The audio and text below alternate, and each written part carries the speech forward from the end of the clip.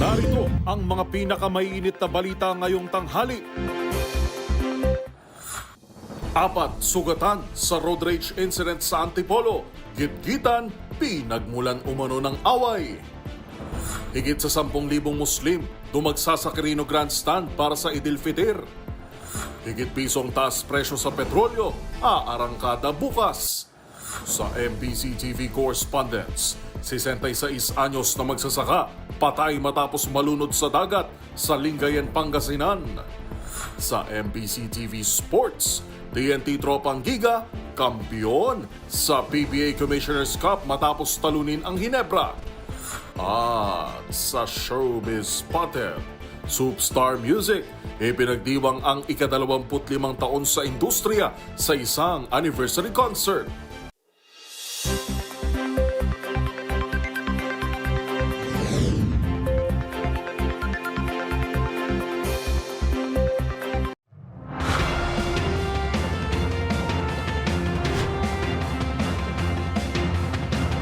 Bawat balita, makabuluhan.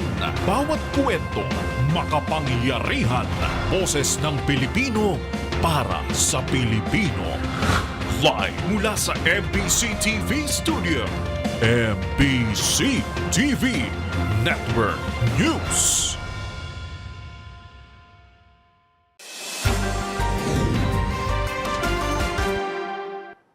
Pilipinas, una sa ating mga balita. Nang dahil sa simpleng gitgitan sa kalsada, nauwi sa pamamaril ang isa na namang insidente ng road rage sa Antipolo. Ang 28 anyos na sospek malapitang nagpaputok ng baril at nag-iwan ng 4 na sugatang biktima bago tuluyang masukol ng mga pulis. Una sa balitang yan, si Edniel Parosa. Sugatan ng 4 na katao matapos mauwi sa pamamaril ang isang away trapiko sa lungsod ng Antipolo. Nag-viral ang road rage incident sa Barangay San Jose kung saan makikita ang malapitang pagpapaputok ng 28 anyos na kilala lamang sa alias na Kenneth, isang trading businessman. Sa panayam ng DZRH kay Police Colonel Felipe Maragon, Provincial Police Director ng Rizal, nabatid na gitgitan ang pinagmula ng away. Nauwi ito sa suntukan nang hanggang sa mistulang kuyugin ng riders ang suspect bago ito bumunot ng baril. Nakagitgitan. Then itinawag niya sa ama niya dahil may communication sila sa motor through yung gadget. No? At yun nga nung huminto, yun nga na-confront nila tong driver. At nauwi sa verbal and of course shooting incident na rin. Kritikal ang 52 anyos na rider na nakaaway ng suspect makaraang tamaan sang tingga sa ulo. Sugatam din ang 3 pa katao, kabilang ng natamay lamang na partner ni alias Kenneth. Mabuti na lamang at mabilis na naaresto ng Antipolo Police ang suspect sakay ng itim na Fortuner habang nakumpiska rin ang ginamit niyang 9mm. Sa tulong ng Comelec checkpoint, agad na nasukol si alias Kenneth matapos lamang halos 1 oras. No, nagkaroon ng habulan, dragnet operation na itawag sa mga entrance and exit points ng Antipolo. At yun nga, nasa kote dito sa ating border control point na nagsisilbing Comelec checkpoint natin. Maharap siya sa kasong frustrated murder at paglabag sa election gun ban. Samantala, pinarangalan naman ni PNP Chief Police General Robel Francisco Marbil ng Medalya ng Kagilingan ang 8 pulis na nakasord sa kaso. Para sa MBC TV Network News, ito si Edniel Parosa na DZRH. Una sa Pilipinas, una sa Pilipino. Sa iba pang mga balita, dinagsa naman ang aabot sa 10,000 mga Muslim ang Luneta Park sa Maynila bilang pagdiriwang ng Idil Fitr o pagtatapos ng Ramadan. Mababalita si Boy Gonzales. Humigit kumulang sa 10,000 kababayan nating Muslim ang nagtungo sa Luneta Park sa lungsod ng Maynila. Ito'y para sa isasagawang panalangin kasabay ng pagdiriwang ng Idil Fitr na tanda ng pagtatapos ng Ramadan. Magkakasama ang bawat pamilyang Muslim ang naghanda at kanya-kanyang pwesto para hintayin ang pagsimula ng panalangin kaninang alas 7 na umaga. 4,000 Muslim naman ang nakibahagi sa Golden Mosque sa Quiapo, Maynila. Matapos ang panalangin ay kanya-kanyang selebrasyon sa bawat tahanan at komunidad ang mga Muslim. Ang Idil Fitr ay isang holiday sa mga Muslim na hudyat ng pagkatapos ng pag-aayuno ng Ramadan. Para sa MBC TV Network News, ito si Boy Gonzales, una sa Pilipinas, una sa Pilipino. Kasabay naman ng pagtatapos ng Ramadan, umaasa si Pangulong Bongbong Marcos na magsilbisa ng inspirasyon ang Idil Fitr sa pagtulong at pakikipagkaisa sa kapwa. Inihalin tulad din ng Pangulo ang selebrasyon sa kabutihang asal sa pagseserbisyo para sa isang bansa na may katarungan at kapayapaan. Narito ang ulat ni Leth Narciso. Kaisa si Pangulong Ferdinand Marcos Jr. ng mga kapatid na Muslim sa pagdiriwang ng Idil Fitr o pagtatapos ng Ramadan ngayong araw. Sa kanyang mensahe, binigyang diin ng Pangulo na sana'y makapagbigay inspirasyon ang okasyon ngayon para mas maipaabot ng bawat isa ang pagsisilbi, pagtulong sa mga nangangailangan at matagpuan ang hinahanap na kagalakan. Sa pamagitan anya ng pamumuhay ng may malasakit mararamdaman kung ano ang ninanais ni Propeta Muhammad na makamit ng bawat isa at ito ay ang buhay na may pagmamahal at pagkakasundo. Dagdag ng Pangulo, ang pagdiriwang ngayong araw ng Festival of Breaking the Fast ay isang testamento ng kagustuhang maipakalat ang pakikipagkapwa-tao, mapalakas ang relasyon sa mga kaibigan at pamilya, gayon din ang pagkakaisa. Umaasa itong maipagpatuloy ang kabutihang asal ng pagseserbisyo at pananalig para mapalaganap ang isang mas makatarungan at mapayapang bansa. Hindi rin anya dapat malimutan ang responsibilidad sa bawat isa at ang pagpapakita ng kabutihan ay magsilbing daan para sa isang komunidad na nagsasama-sama tungo sa pagsulong. Para sa MBC TV Network News, ito si Leth Narciso, una sa Pilipinas, una sa Pilipino. Samantala, pinag-aaralan na rin ng Agriculture Department kung dapat na rin ba silang magtakda ng maximum suggested retail price para sa imported na bawang. Ito yung matapos matuklasan sa inspeksyon na pumapalo sa napakataas na 140 hanggang 150 pesos ang presyo ng imported na bawang sa merkado. Ang mga detalye ihahatid ni Val Gonzalez. Matapos ang inilabas na maximum suggested retail price sa bigas at karne ng baboy, ay pinag-aaralan na rin ngayon ng Department of Agriculture ang pagpapatupad nito sa presyo ng bawang. Ito ang inihayag ngayon ng Agriculture Secretary Francisco Chu Laurel Jr. dahil sa mataas ang presyo ng bawang sa mga palengke. Sa joint market inspection ng DA at DTI sa Mega Q-Mart sa Cubao ngayong umaga, nakita ni Secretary Laurel at Trade and Industry Secretary Maria Cristina Roque ang 140 to 150 pesos na presyo ng imported na bawang. Sabi ni Laurel, masyadong mataas ito kung titingnan ng 80 pesos per kilo na landed price ng imported garlic. Aniya, magpapatawag ng pakikipagpulong ang DA sa mga importer ng bawang para alamin kung saan nanggagaling ang problema sa presyo nito. Yung garlic, kung 140 ang benta nila dito to consumers or 150 kanina, ang bili daw nung tindera nasa 110 diba? So may bili mo ng 140, may 30 pesos siya. So alamin natin kung yung 30 pesos na yung bawat kilo, mataas ba o hindi. Malamang fair naman yun. Pero yung garlic importer, ang cost nila yan is 80 pesos lang. Binibenta na ng imported. Kung nagde-declare sila ng tamang halaga, alam ko nag-undervalue pa yung mga yan. Diba? So baka margin lang, baka nasa 40-50 pesos per kilo. No? I think that's too much.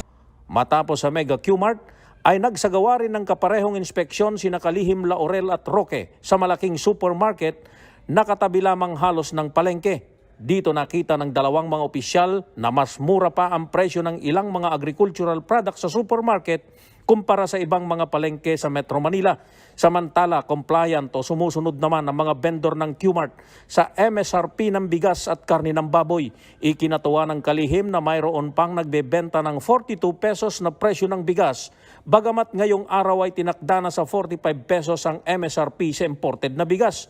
Mabibili sa 350 hanggang 380 pesos naman ang kada kilo ng baboy. Pero dismayado pa rin si Secretary Laurel dahil may ilang mga palengke pa rin sa NCR na nagbebenta ng 400 to 420 pesos sa kada kilo ng liempo. Dahil dito, sabi ng kalihim, posibleng magpataw na sila ng violations at nagbiro pa na baka hilingin nilang imbestigahan ito ng Kongreso sakaling hindi pa rin masunod ang itinakdang MSRP. Baka mag-request kami na kay Speaker Martin Romualdez na ikintakom sila kung kinakailangan para mapasunod natin talaga. Para sa MBC TV Network News, ako si Val Gonzalez, DZRH, una sa Pilipinas, una sa Pilipino.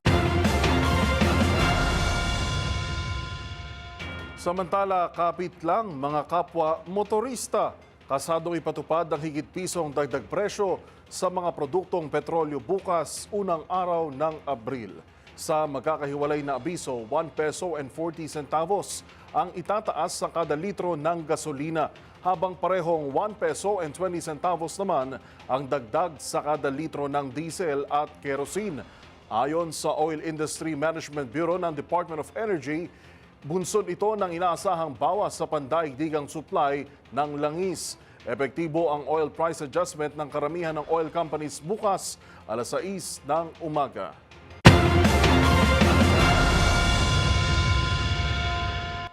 Sa balita sa ibaing dagat, kumpirmado na 4 na Pilipinong guro ang kasalukuyang nawawala at pinaghahanap kasunod ng magnitude 7.7 na lindol na yumanig sa Myanmar noong Biyernes.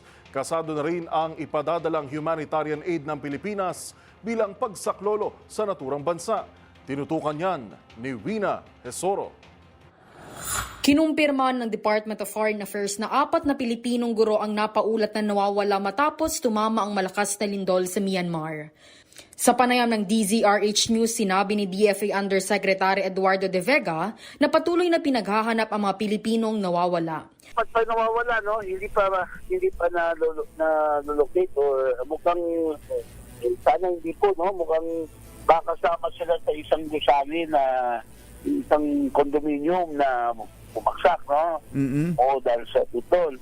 Ayon pa kay De Vega, wala ring napaulat na nawawala sa Thailand matapos maramdaman din ang pagyanig. Wala pong missing at parang wala silang, hindi ko masabi kung may casualties. Samantala, target na makapagpadala bukas ng 110 na individual ang Pilipinas sa Myanmar bilang humanitarian aid matapos ang malakas na lindol na naramdaman. Sa panayam ng DZRH, sinabi ni Office of Civil Defense Administrator Undersecretary Ariel Nepomuceno na kasama sa mga ipapadala ay ang military, MMDA at private sector.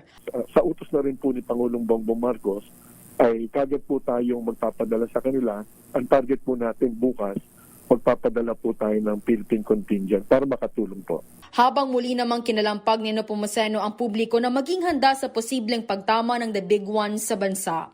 Ayon umano sa pag-aaral, posibleng umabot sa 30,000 hanggang 50,000 ang maaaring masawi kung tatama rin ang malakas na lindol. Yun po sa pag-aaral na yun, 30 to 50,000 maaari kagad mamatay. Tapos 160,000 ay lubang masusugatan. Kandidato din po yung masawi. Isa umano sa mga pangunahing problema ng OCD ay ang kawalan ng datos sa structural integrity ng mga gusali sa bansa.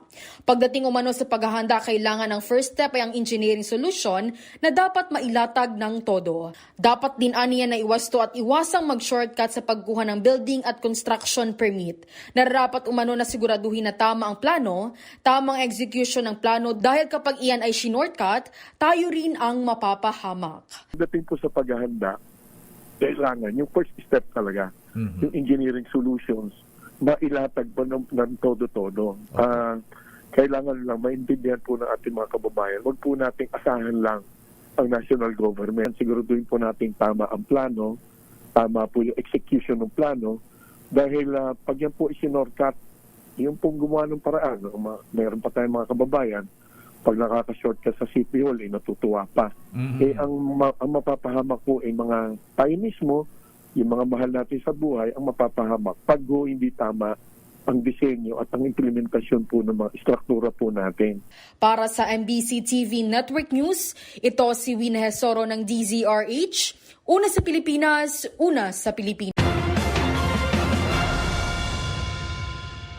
Samantala, nasa kustodiya pa rin ng police station sa Qatar ang 19 sa 20 Pinoy na inaresto makaraang magsagawa ng illegal protest bilang pagsuporta kay dating Pangulong Rodrigo Duterte.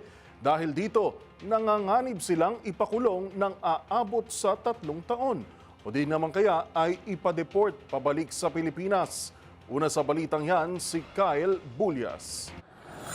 Tiniyak ng Department of Foreign Affairs na nakahanda silang tumulong sa 19 na Pilipinong hinuli sa bansang Qatar matapos magsagawa ng pro-Duterte rally. Ayon kay Undersecretary Eduardo De Vega, 20 ang inaresto pero nakalaya ng isa sa kanila. Nilinaw din ito na hindi sila nakakulong at nasa kustodiya lamang ng police station. Sabi pa ni De Vega, nagpaalala na sila noon pa na bawal ang pagsasagawa ng political rally sa naturang bansa at may mga nakinig naman umanong OFW maliban sa mga hinuling Pinoy. Sa ngayon, pinag-aaralan na ng DFA ang mga kaparaanan upang hindi na maituloy ang kaso laban sa 19 na overseas Filipinos. Paliwanag ni De Vega, kung hindi 3 taong pagkakakulong ay maaari naman silang mapatiport. Pero sinabi nito na malaki pa rin ang posibilidad na maiurong na ang kaso at hindi na sila mapauwi ng bansa. Sa kabila nito, sinabi ng DFA na nakahanda silang magbigay ng legal counsel sakaling kailanganin nila ito. Gayon din ang kaukulang tulong sakaling pauwiin sila muli sa Pilipinas. Samantala, may paalala naman si De Vega sa mga OFW na nais magpahiwatig ng kanilang paniniwalang pampolitika. Mga kababayan, sunod lang, lalo sa Middle East, wala pa rin sa Pilipinas. At pangalawa, kung gusto nyo magpahiwatig ng inyong paniwala pampolitika, merong halala nung May. Kaya right now, registration sa abroad, registration para sa absentee voters, kontakin nyo yung embassy para mag-register kayo. Matatandaang napabalita na hinuli ang mga naturang Pinoy matapos silang magsagawa ng rally sa Qatar. Sabi ni De Vega, bagamat payapa naman ang isinagawang pagtitipon, marami umano silang dalang placard. Dahilan para ituring itong political rally na mahigpit na ipinagbabawal sa naturang bansa. Para sa MBC TV Network News, ito si Kyle Bulyas ng DZRH, una sa Pilipinas, una sa Pilipino.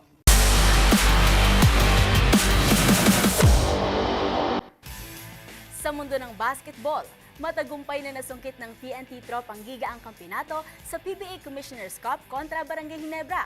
Dahil dito, isang conference na lang kailangan nilang ipanalo para tuluyang makuha ang Grand Slam. Ang mga detalye sa report na ito. Nakuha ng TNT Tropang Giga ang kanilang ikalawang kampyonato sa PBA Season 49 matapos ang thrilling 87-83 victory kontra Barangay Ginebra sa Game 7 ng Commissioner's Cup Finals. Ito na ang ikatlong kampyonato ng import na si Ronde Hollis Jefferson kasama ang TNT sa loob ng 4 na conference at ang una nito sa Commissioner's Cup. Habang karagdagan naman ito sa 11 PBA titles ni head coach Chot Reyes. Pinangunahan ni Hollis Jefferson ang TNT na may 25 points and 12 rebounds. Naisahan ni RHJ ang depensa ng Ginebra sa first half, lalo na matapos magdesisyon ni head coach Tim Coe na ipasok si Jamie Malonzo sa simula ng laban.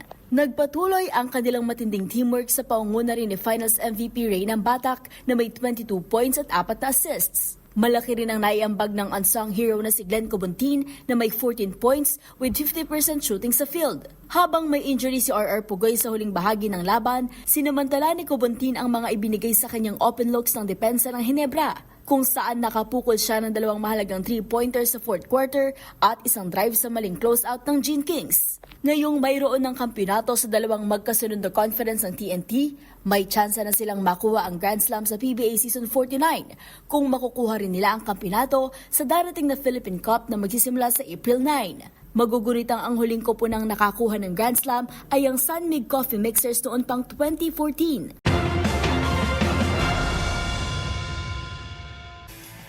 Sa aming pagbabalik, Filipino boxer Melvin Jerusalem matagumpay sa pagdepensa ng WBC World Minimum Weight title. Tutok lang sa MBC TV Network News.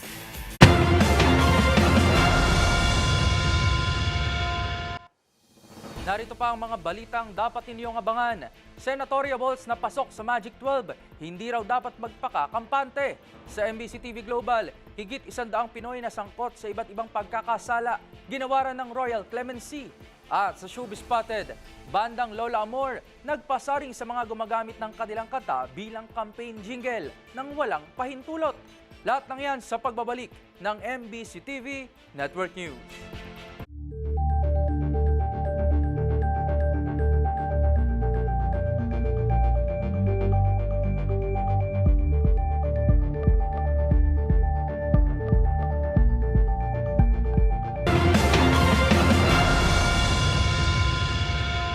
Sa kabila ng pag-aligid ng China warfare vessels, naging matagumpay pa rin ang ikawalong multilateral maritime activity ng Pilipinas, Amerika at Japan sa West Philippine Sea. Kabilang dito ang iba't ibang communication, photo at flight exercises, tampok din ng flagship warship ng Pilipinas. Ang mga detalye tinutukan ni Edniel Parosa. Nakumpleto ng Pilipinas, Amerika at Japan ang ikawalong Multilateral Maritime Cooperative Activity o MMCA sa West Philippine Sea hanggang sa silangan ng Baho de Masinloc. Sa unang pagkakataon, isinama ang media kasama ang DZRH News sa paglalayag ng tatlong magkakaalyado. Isinagawa ang MMCA sa kabila ng iligal na presensya at tila pag-obserba ng barkong pandigma ng China sa loob ng Exclusive Economic Zone ng Pilipinas. Sa pag-arangkada pa lamang ng paglalayag Biyernes ng umaga, Marso 28, kita na ang People's Liberation Army Navy ship na may bow number 574. Ayon kay Commander Erwin Robles, kapitana ng unang missile frigate ng Pilipinas, tinangkang lumapit ng Chinese military vessel pero niradyo nito ng ating hukbong dagat. There was a time around mid-noon, they actually attempted to maneuver closely, but again we challenged them and we asked of their intent and then they altered their course. Lumayo, sir, para yes.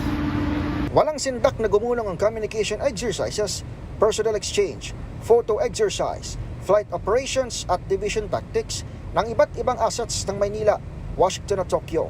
Bukod sa flagship vessel ng Philippine Navy na BRP Jose Rizal, isinabak din ng AFP sa drills ang AW-109 helicopter at C-90 plane ng Philippine Air Force. Sa bahagi ng Estados Unidos, ipinadala nito ang destroyer USS Shoup, habang isinama naman ng Japan ang warship nitong JS Noshiro na unang nagsagawa ng port call sa Subic nitong nakaraang mga araw.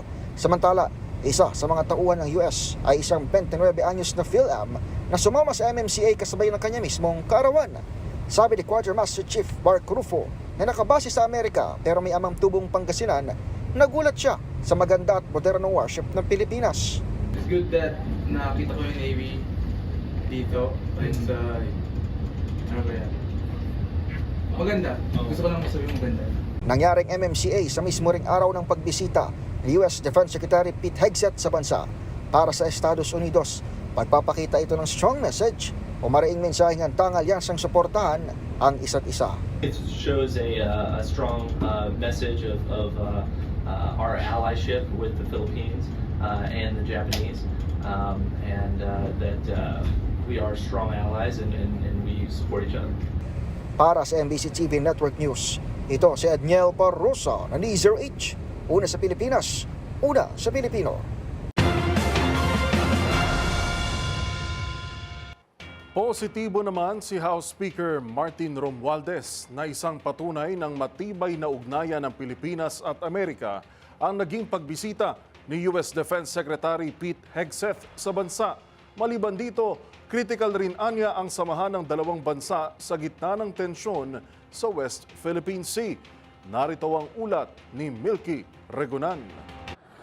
Nakiisa si House Speaker Martin Romualdez sa mainit na pagtanggap ng bansa kay United States Defense Secretary Pete Hegseth sa kauna-unang pagbisita nito sa Pilipinas. Ayon kay Romualdez, ang pagbisita ni Hegseth ay patunay ng matibay na relasyon ng Pilipinas at ng Amerika.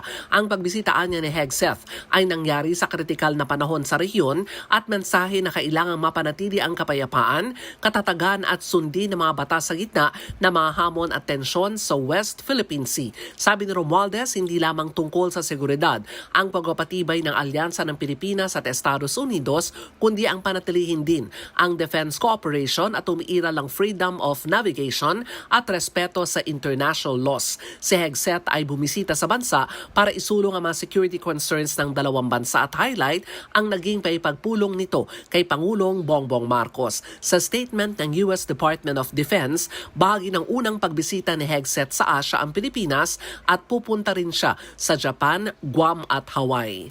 Para sa MBC TV Network News, ako si Milk Regunan, una sa Pilipinas, una sa Pilipino.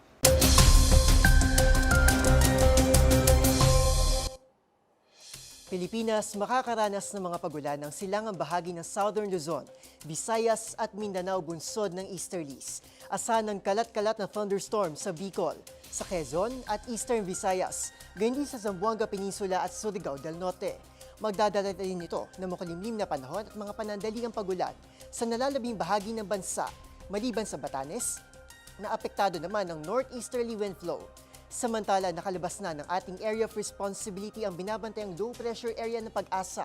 Patuloy itong kumikilos palayo ng kalupaan pero magpapaulan pa rin ito sa Kalayaan Islands at Palawan bago tuluyang malusaw sa mga susunod na araw.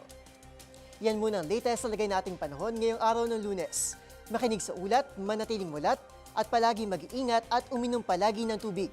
Para sa MBC TV Network News, ito si Arnold Herrera ng DZRH TV. Una sa Pilipinas, una sa Pilipino.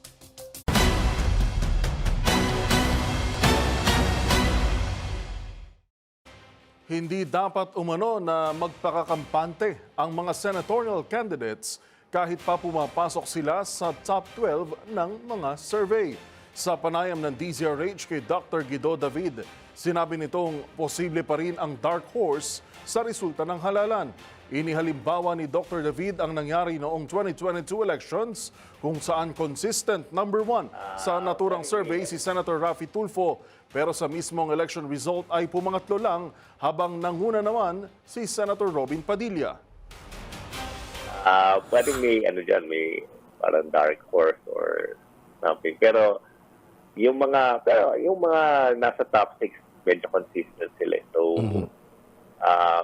at least nakikita ko, and magandang chances nitong nasa top 6, pero yung mga number 7 to 20, it could be still anybody's ball game. Ginawaran ng royal pardon ang nasa mahigit 100 Pilipinong sangkot sa iba't ibang uri ng pagkakasala sa United Arab Emirates. Ito'y kasunod ng pagdiriwang ng Idil Fitir at pagpapakita ng malakas na ugnayan ng Pilipinas at ng nasabing bansa. Yan at iba pang mga napapanahong balita mula sa iba't ibang panig ng mundo. Sa Global Headlines Report ni James Galange. Binigyan ng royal clemency o isang pardon na utos mula sa hari na itigil ang pagpapataw ng kaparusahan sa 115 Pilipinong akusado sa iba't ibang pagkakasala sa United Arab Emirates kasunod ng pagsisimula ng Eid al-Fitr. Nagpahayag naman ng pasasalamat ng Philippine Embassy kay UAE President Sheikh Mohammed bin Zayed Al Nahyan at sa iba pang kawani ng gobyerno para sa naturang royal clemency grant. Anya, may tuturing ito bilang act of generosity and compassion sa tunay na diwa ng awa sa banal na okasyon ng Ramadan at isang uri rin ng pagpapakita ng malapit na ugnayan ng Pilipinas at ng nasabing bansa. May higit 700,000 Pilipino ang kasalukuyan naninirahan sa UAE kung saan karamihan dito ay overseas Filipino workers.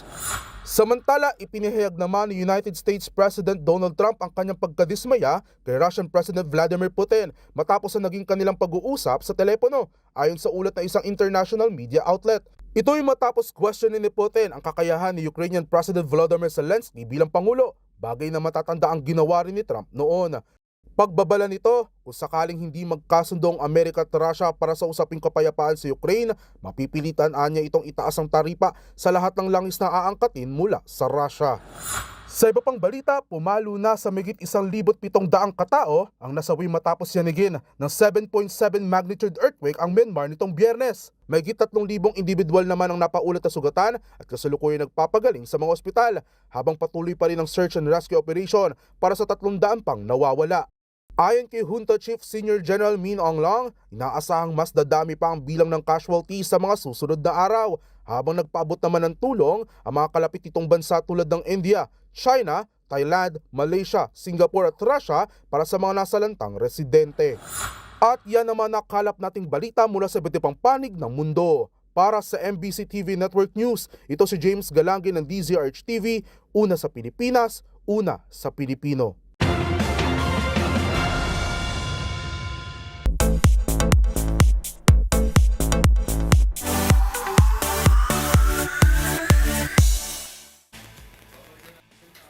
Global Headlines o babalikan natin ang Global Headlines report na yan ni James Galange. Samantala sa balitang showbiz, naglabas ng pahayag ang OPM band na Lola Amor laban sa mga gumagamit ng kanilang kanta bilang campaign jingle.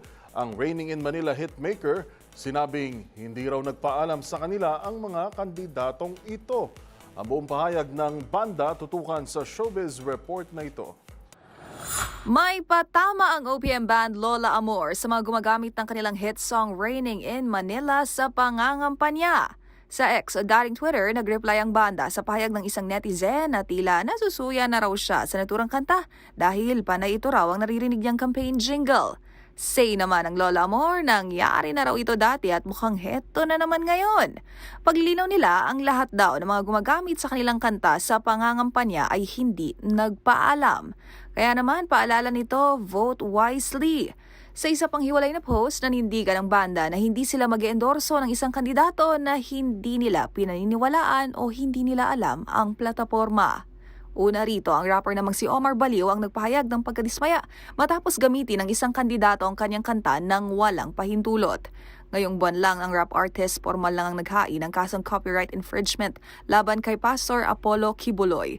Tungkol ito sa hindi otorisadong paggamit umano ng kampo ni Kibuloy sa kanta ni Omar Baliw na KNB sa proclamation rally ng pastor sa pagkasenador noong Pebrero. Magunita na last January lumagda ng Memorandum of Agreement o MOA ang Commission on Elections o COMELEC at Intellectual Property Office of the Philippines.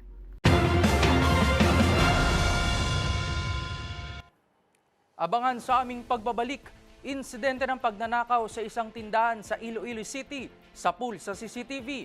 Sa MBC TV Sports, Melvin Jerusalem, muling pinataob si Yuday Shigeoka para depensa ng WBC title. At sa Showbiz Spotted, ang pasilip sa Silver Anniversary Concert ng Superstar Music. Yan at marami pang iba rito sa MBC TV Network News.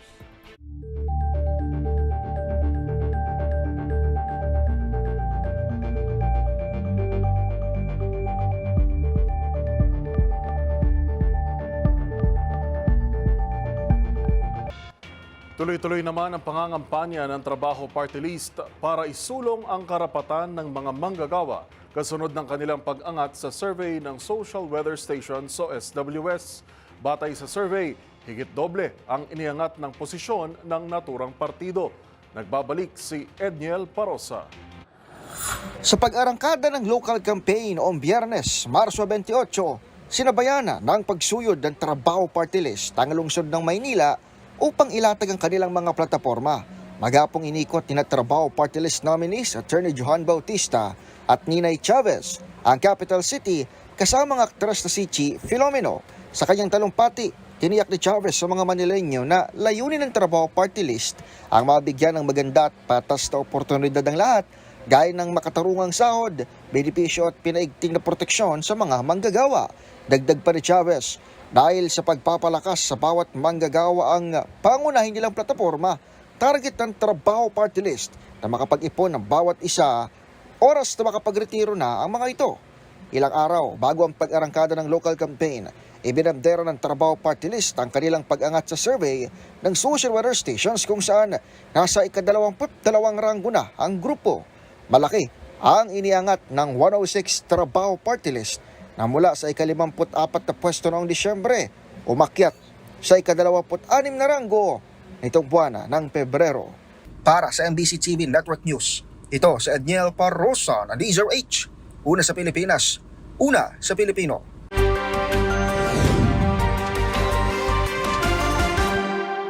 Patay naman ang 66 anyos na magsasaka matapos malunod sa dagat sa Lingayen, Pangasinan.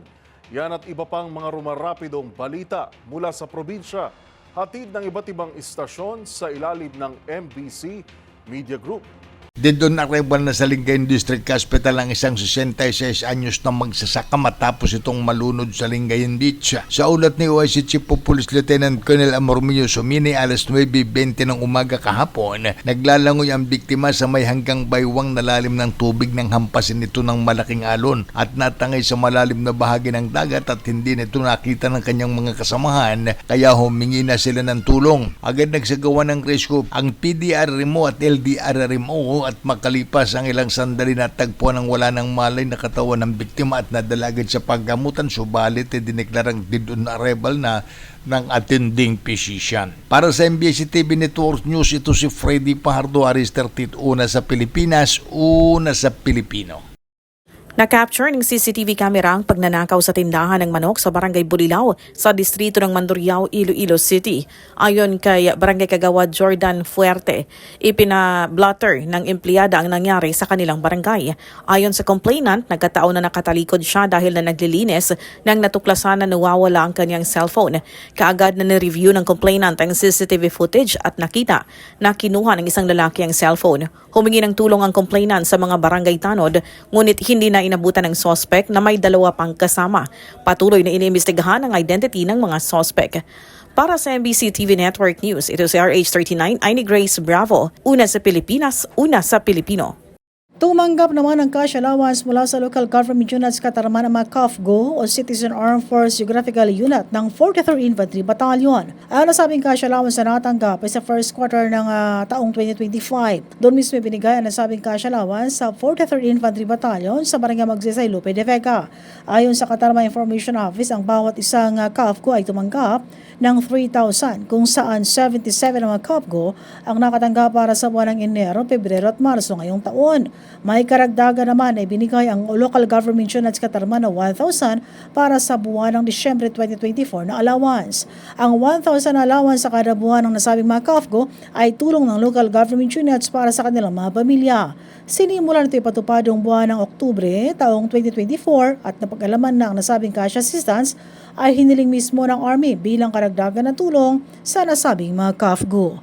Mula sa MBC Network News, RH34 Jane Galit Pantayan, una sa Pilipinas, una sa Pilipino. Na-recover ng Bacolod City Drug Enforcement Unit ang mahigit 800,000 pesos na laga ng umano'y illegal na droga sa dalawang separadong drug buy-bust operation sa lungsod ng Bacolod.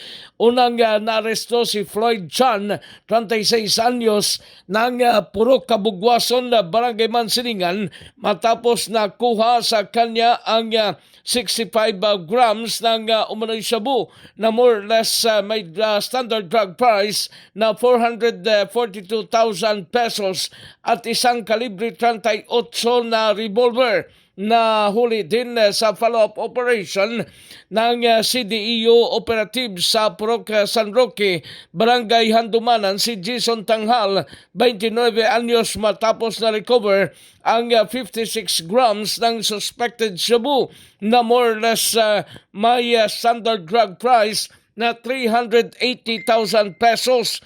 Ayon kay Police Lieutenant Colonel Antonio Binetes, hepe ng BCPO CDEO, sina Chan at Tanghal ang nailista bilang mga high-value individual dahil sa kanilang illegal na gawain. Para sa MBC TV Network News, ito si RH46 Rex Cantong, una sa Pilipinas, una sa Pilipino. Arestado ang 189 katao sa 126 anti-illegal drug operation na isinagawa ng Police Regional Office 3, Pro 3 sa iba't ibang bahagi ng Gitna Luzon. Sa naturang operasyon, nasamsam ang 377.96 gramo ng shabu at 28.94 gramo naman ng marijuana. Ayon kay Pro 3 Regional Director, Police Brigade General Jane Pajardo, tinatayang nasa 2,573,599 pesos and 73 centavos ang kabuang halaga ng nakumpiskang illegal na droga. Binigyan din niya na patuloy ang pinaigting na kampanya ng pulisya laban sa illegal na droga upang mapanatili ang kapayapaan at kaayusan sa rehiyon. Para sa MBC TV Network News, RH37, una sa Pilipinas, una sa Pilipino.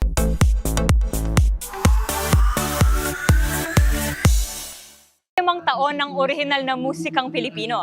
Halos 3 dekada na ang Superstar Music sa industriya ng OPM. At ngayong gabi nga, nagsama-sama ang mga paborito nating OPM band at local musicians sa ilalim ng Superstar Music dito sa 123 Black Mandala Park, Mandaluyong City para ipagdiwang ang silver anniversary ng tanyag na record label. Ang mga kaganapan sa Superstar Night 2025, panoorin sa Showbiz Report na ito.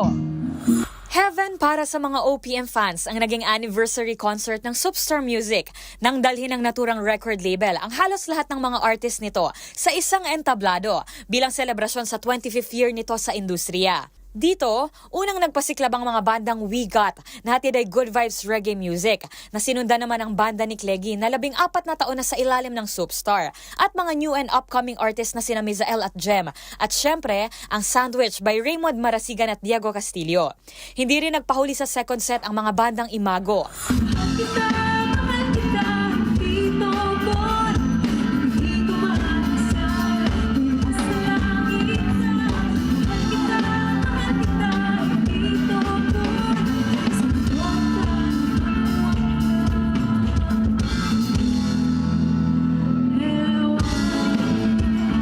Kiss and Tell.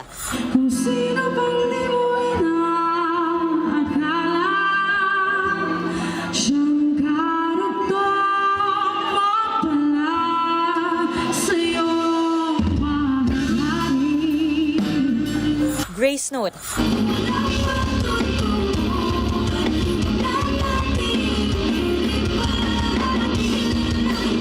At millennial duo na Better Days.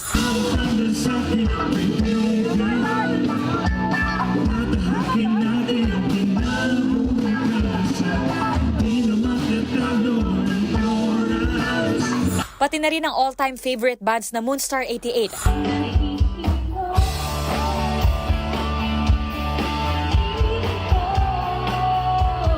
Six Cycle Mind.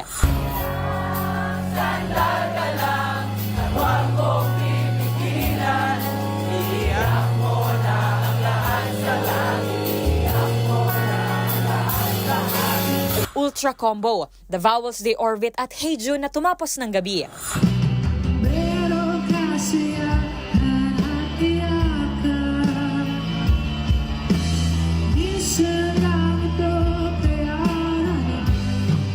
just live your world. Nang tanungin kung ano ba para sa mga musikero ang tatak ng Superstar, halos lahat sa kanila, ang sagot, parang family yung trato namin sa isa't isa.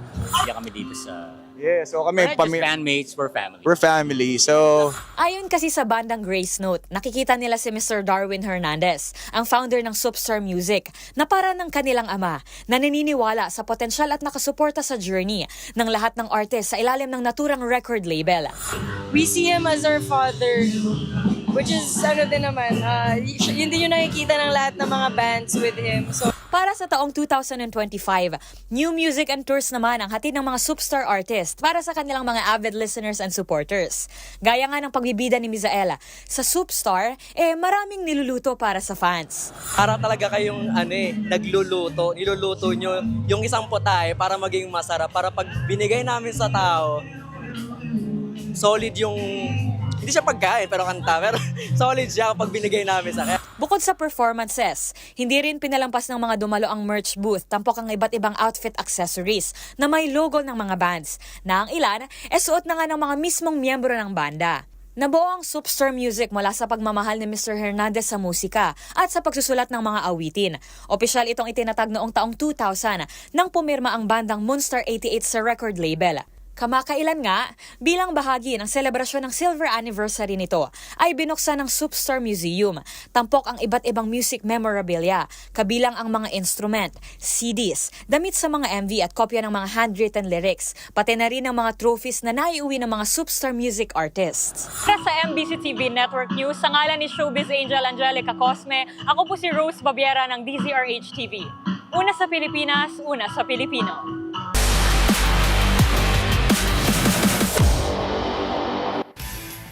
Sa mundo ng boxing, nadepensahan ng Filipino boxer na si Melvin Jerusalem ang kanyang titulo bilang WBC World Minimum Weight Champion. Yan ay matapos itong talunin ng Japanese boxer via unanimous decision. Ang mga detalye tutukan sa report na ito. Matagumpay na napanatili ng Filipino boxer na si Melvin Jerusalem ang kanyang WBC World Minimum Weight title matapos talunin ng Japanese fighter na si Yudai Shigioka sa kanilang rematch sa Aichi Sky Expo sa Tokodame, Japan noong linggo. Matapos ang kanyang unanimous decision win laban kay Luis Castillo noong September, muling ipinakita ng Jerusalem ang kanyang tibay at kondisyon sa laban kontra kay Shigioka. Kabilang dito ang walang humpay na magkakasunod na suntok at pagtanggap ng mga body shot. Kahit pilit naghanap ng puntos si Shigioka sa buong laban, nabigo siyang makapagtama ng malakas na suntok upang mabago ang takbo ng laban. Matapos ng 12 rounds, ibinigay ng 3 hurado ang tagumpay kay Jerusalem sa pamamagitan ng mga score na 119-109, 118-110 at 116-112. Dahil dito, umangat ang kanyang record sa 24 wins, 3 talo at 12 knockouts. Habang bumagsak naman si Shigioka sa 9 na panalo, 2 talo at 5 knockouts.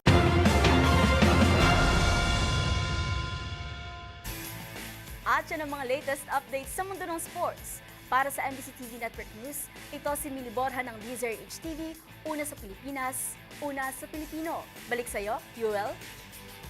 Maraming salamat, Matchpoint Mili. At iyan na po mga nakalap naming balita ngayong araw ng Lunes. Sa ngalan ni Miss Karen Oyong, ito po si Yuel Reyes. Magkita-kita tayo muli bukas araw ng Martes para sa mga balitang makabuluhan, mga kwentong makapangyarihan. Hatid ang boses ng Pilipino para sa Pilipino. Ito ang MBC TV Network News. Una sa Pilipinas, una sa Pilipino.